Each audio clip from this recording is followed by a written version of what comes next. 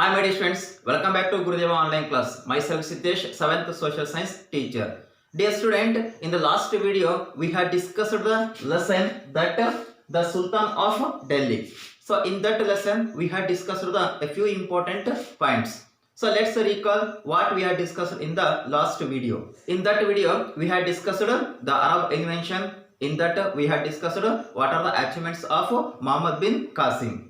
And the next one, the Turkey invention. In that we had discussed the two important kings. Those were the first one Muhammad Ghazni and his achievements. The next one Muhammad Ghori and his achievements. With that we had discussed the three important dynasty who ruled the Delhi. Like the first one Slave dynasty, and the second one Khilji dynasty, and the third one Tughlaq dynasty. In that first one Slave dynasty, in that we have discussed what are the achievements of Qutbuddin Aybak. And the next one Khilji dynasty. In that we have discussed what are the achievements of Alauddin Khilji. The third one Tughlaq dynasty. In that we have discussed what are the achievements of Muhammad bin Tughlaq. So today we are going to continue the lesson the Sultan of Delhi. So today class we are going to discuss the other few important points. Those are the first one is Sayada Dynasty.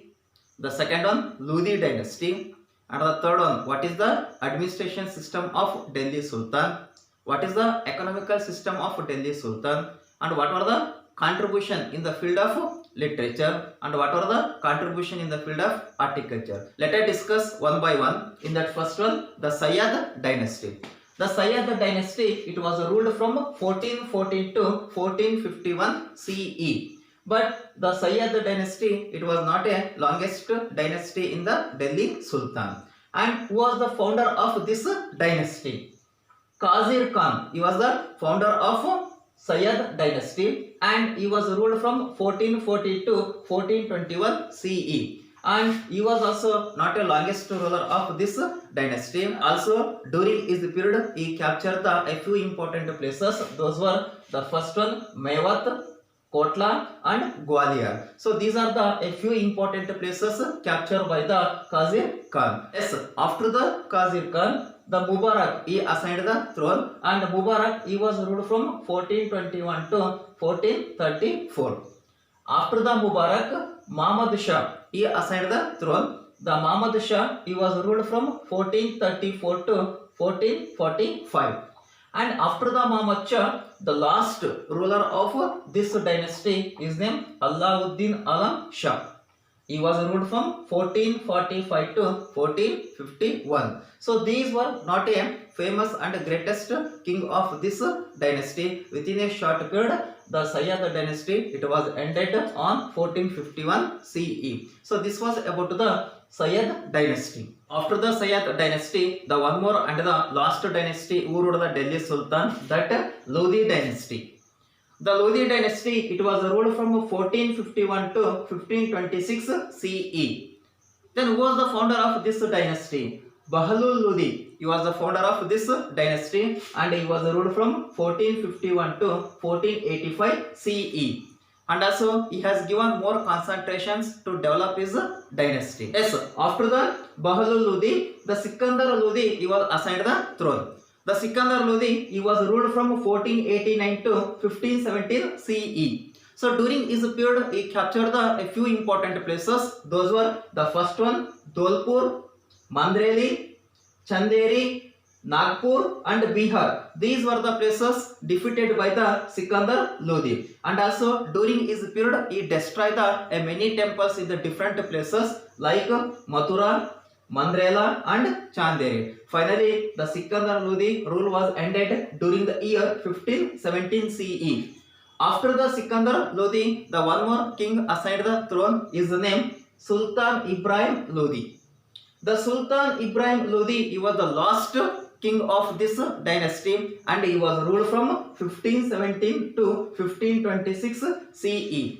And during his period he captured a few important places. Those were the first one Marwa, Mewar and Mathura. So these were the places defeated by the Sultan Ibrahim Lodi. Finally, there was a battle held between the Ibrahim Lodi and Babur from Mughal king during the year 1526 CE. That battle we can call as the Panipat battle. But in that Panipat battle, Ibrahim Lodi he was defeated by the Babur. With this, the Delhi dynasty rule was ended during the year 1526 CE. So let us discuss what are the contributions of Delhi Sultan. In that first one, administration. They are given more contribution in the field of administration. The administration, it has majority of Hindus, but also the administration functioned on the Islamic lines. And the army formed the backbone of the state. And also the Sultan were supreme authority. Whatever the Sultan is going to give the decision, that is the final. But one thing keep in your mind, the kingship it is not a permanent, and also the kingship it is not a hereditary. The Balban he was a notable sultan of in Delhi, and also the Balban he declared himself he was God's representative and hence accountable to God alone. As a overall administration, we are going to divide into the two important parts. The first one, the central government, and the second one, provinces. In that first one, central government.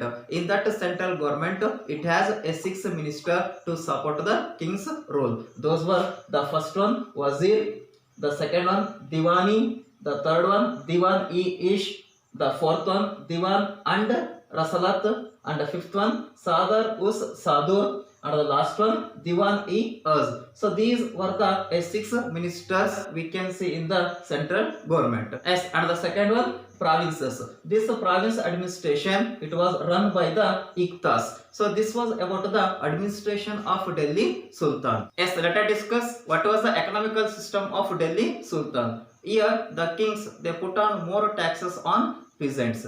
So that peasants they were unable to pay the tax. During that time they were started the revolt against on kings. During the period of Muhammad bin Tughlaq, he increased the tax and he collected the merciless. This is the causes for the revolt. So they encouraged the agriculture also, and during the period of Delhi Sultan, the weaving was a major occupation, and the sultans were mainly importing horses. And if you see the sources of income, they were going to collect the different taxes by the people. Those were the first one, Comes tax, Zakat tax, Jizya tax, goods tax, home tax, and water tax. So these were the main sources of income. And also the cities provided employment to a large numbers of workers on account of the brisk building activities.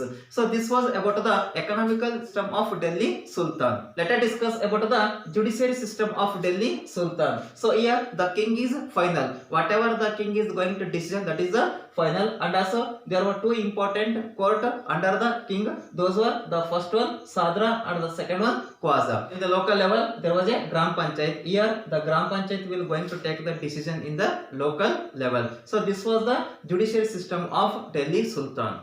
Yes, let us discuss about the literature. Dear student, there were many poets we can see during the period of Delhi Sultan. So let us discuss what were the important poets and their books. In that first one, Amir Khusro, he has written Gurat-ul-Kamol.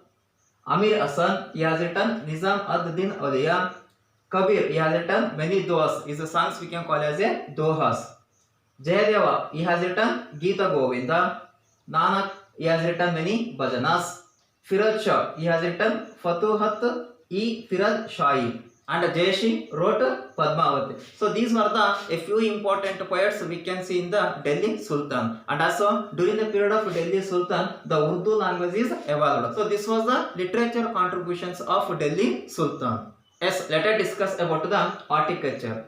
They have given more contribution in the field of horticulture, and their horticulture style, it has Indo-Saracenic style. So they were established the many forts, masjid and palace also. Among those, first one Qutub Minar, Mehrwali near Delhi, and it was started by the Qutubuddin Aibak, but it was completed by the Iltamash, and also it has 17 meter tall. And the next one Alai Darwaz, it was established by the Alauddin. And Siri Fort, this was also established by the Alauddin Khilji. And Az-e-Shamsi and Shamsi Idgah. So these were the two important masjid. And the next one Azhar Situm Palace. So this was established by the Alauddin Khilji. These were the horticulture contribution given by the Delhi Sultan. Discuss about the music. There were many musicians we can see during the period of Delhi Sultan. Among those, the first one Kabir, Nanak, Mirabai and Chaitanya. And also Amir Khusra, he was one of the very important and great musicians, and you know very well how to play the tabla and sitara. So this was about the music system of Delhi Sultan, and these were the contributions of Delhi Sultan. And dear student, this is the lesson about the Sultan of Delhi. 1 second recapitulations what we had discussed in this lesson. Dear student, in this lesson we had discussed the first one, Arab invention, the next one, Turkey invention. In that, two important kings, Muhammad Ghazni and Muhammad Ghori. And the third one, we had discussed the 5 important dynasty who ruled the Delhi Sultan. In that first one, Slave dynasty, Khilji dynasty, Tughlaq dynasty, Sayada Dynasty and Lodi Dynasty. With that, we had discussed what were the contributions of Delhi Sultan. In that, we had discussed administration contribution, economical system, judiciary system, literature contribution, horticulture contribution, and at last we have discussed music contribution. So we will meet in the next video. Bye my dear students.